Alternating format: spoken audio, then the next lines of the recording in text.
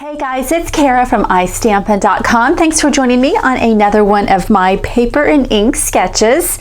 And this week we are working with sketch 9. So you can see here that we've got a fairly simple sketch this week, but this is what I came up with. So you can see that I've got the squares that are layered. Here it shows a rectangle, but I wanted to use our layering squares framelit, so I went with that shape.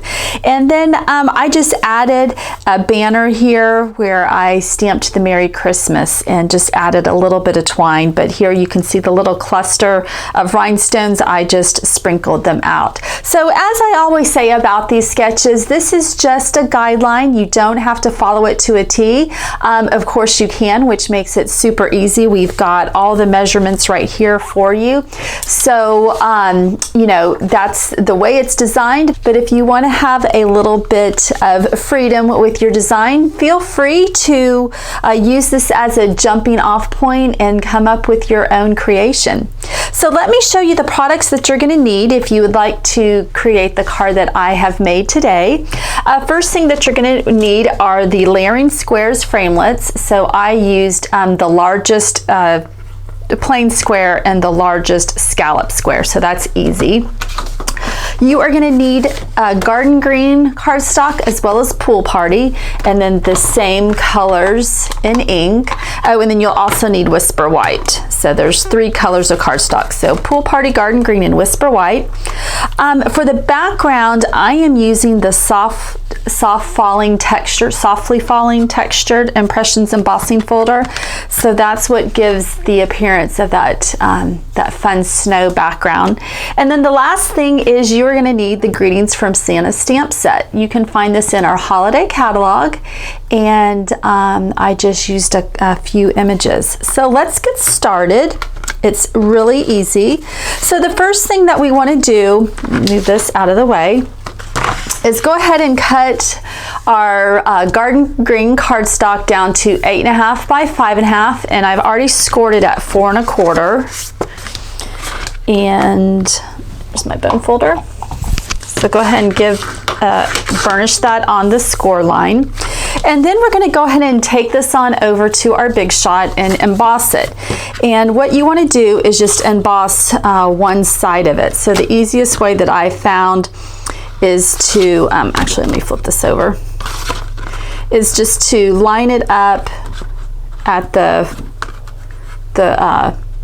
score mark and just make sure that it's even on both sides. You don't want your embossed card to be cattywampus.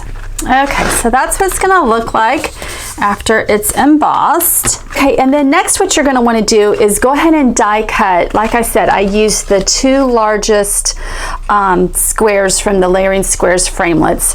You're gonna want to die cut a square, a plain square in whisper white, and then a scallop square in pool party.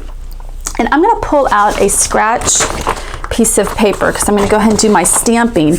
And if you can make out on this, on the sample, I stamped off a few times with the trees to kind of give it that depth of perception. And I did the same thing with the snowflakes and the stars. So I'm going to show you how I do that. And it's awesome because all you need is 2 colors. So when you do generational stamping, as you stamp off, and what generational stamping means is where you just stamp off and remove some of the color. And as you do that, it lightens it up. So if you just stamp off once, it's just 1 shade lighter. If you do it twice, it's 2 shades lighter. So I'm going to show you how I did this. It's really easy. So I have inked up the Christmas tree image, and I'm going to stamp off twice. And then I'm going to put this in the center of my card to make it look like that tree is the furthest tree away. And then I'm going to stamp off again and then come over here and then come over here on the left side. And now I'm just going to stamp off once, and I'm going to kind of build in the trees. So like that. And then the last one, and I'll zoom in a little bit so you can see this. And then the last one, I'm just going to do full strength. and that's going to appear like the tree is the closest one to us. Whoops, there we go. So this is just a neat trick to kind of give the impression that there is that it has some depth to it. All right, so the next thing we're going to do is do the same thing, and we are going to use, I've got both of these stamps mounted on the same stamp. So I'm going to be using this image right here, and then I'm going to fill it in with the star. So first I'm going to do the snowflakes, and I'm going to do the exact same thing where I'm going to stamp off, but I'm just going to stamp off once. The Pool Party ink is pretty light, and so I'm just going to come in, and then I'm going to do some full strength. And always make sure that you stamp off the edge just to give your design some interest. And stamp off over here. There we go. And now I'm going to come in and I'm going to fill it in with the star.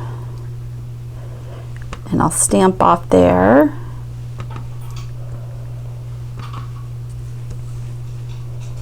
I think that looks good. So the next thing you're going to want to do is just to grab a scrap piece of Pool Party. I'm just using the one that I die cut out. And you are going to ink up Merry Christmas in Garden Green. And you're going to stamp that right on to Pool Party. And then we're going to make a banner out of this. We're going to make a little strip. So I'm just going to come in right there.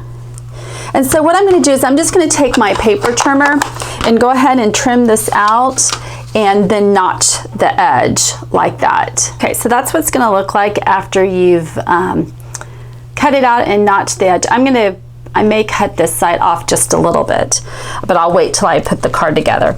Okay, so the next thing that we're going to want to do is to grab our Whisper White Baker's twine, and we are just going to wrap some twine around the card panel and go ahead and tie a bow.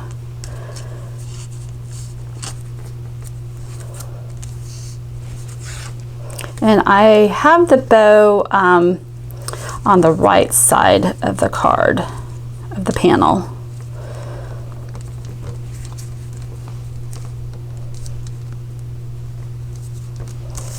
And if this is your first time seeing my paper and ink sketches, you are able to download the PDF from my blog. So I will have the link to my blog in the description box. You can always head on over to istampin.com as well and find today's blog post there.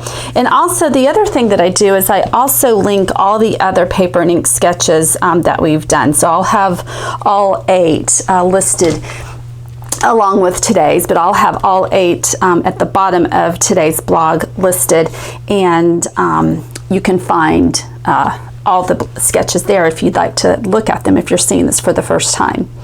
All right, so I am going to pop this up with dimensionals, and I'm gonna put 5 on. I like to do 1 in each corner and then 1 in the middle.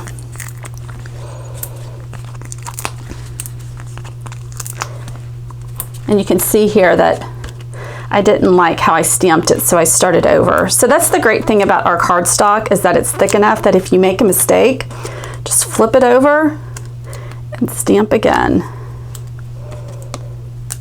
I do that often. Sometimes on camera you don't see all the mistakes just because I edit them out, but I do make lots of mistakes. Okay, so now let's just center this on to the scallop square.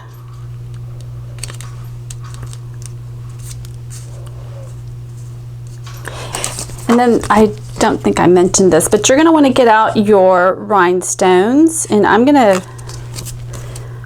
attach the tiniest ones on there. Whoops. Okay, and I'm just randomly putting them on the card. And then put one over here. Okay.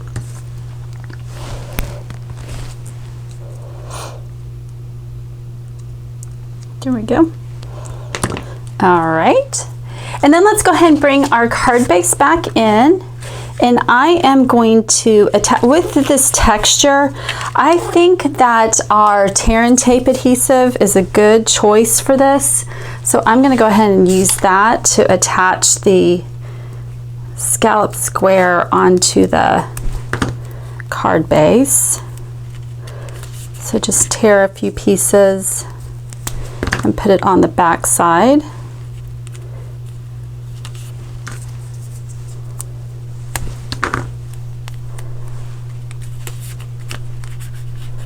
And then just go ahead and remove the backing. Okay, and I'm going to attach this onto the right side of the card base. It's still centered, but it's to the right.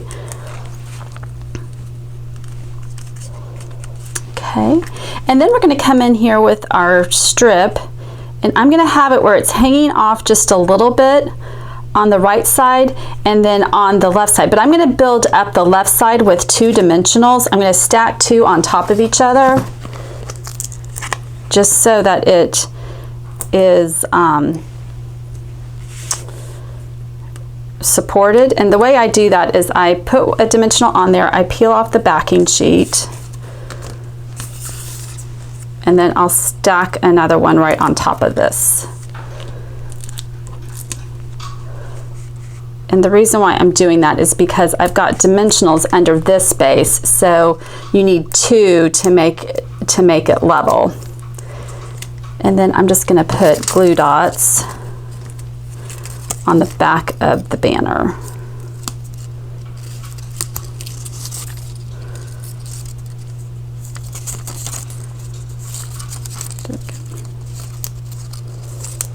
Okay. Then I can come in here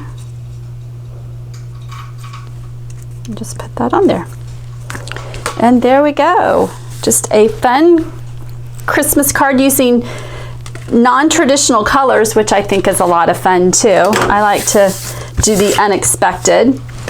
But there is sketch number 9 using the Greetings from Santa stamp set along with the layering squares framelits and the softly falling and textured impressions embossing folder. All right guys, well if you liked today's video, give it a thumbs up. Make sure that you subscribe to my YouTube channel. I am hoping to get 5,000 subscribers by the end of this year, so I do have a ways to go, but each one of you who subscribes, I truly appreciate it. Each person counts.